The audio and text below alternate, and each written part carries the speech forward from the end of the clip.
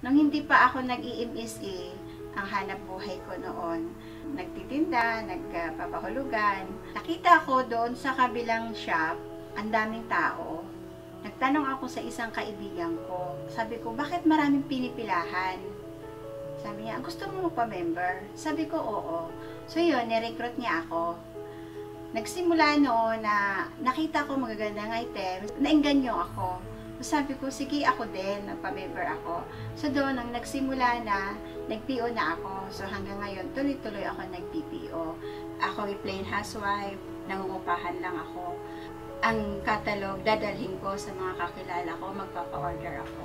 Hindi lang sa kapitbahay ko dinadala yung mga catalog ng MSA. Nakakarating ako ng Marikina, nakakarating ako ng San Pedro, o mas malayo pa doon. Tapos uuwi ako, madaling araw.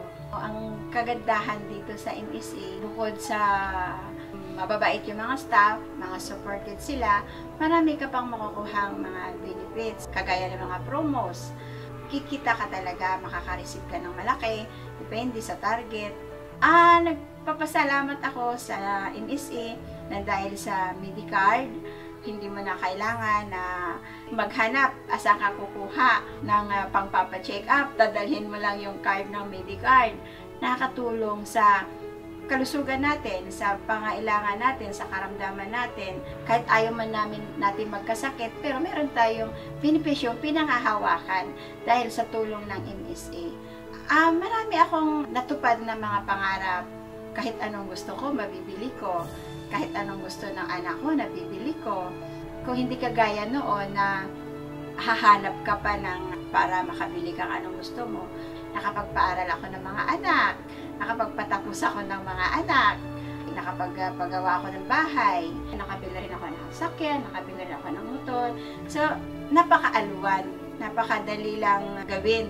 Kasi nakasuporta dyan yung negosyo, magandang negosyo, magandang kita. So, mayroon akong pinagkukunan para matupad yung mga gusto ko, mabili yung mga gusto ko. So, maraming nagbago at malaki yung nagbago sa pamilya ko. Tara na sa MSA, daan tungo sa ating pag-asenso.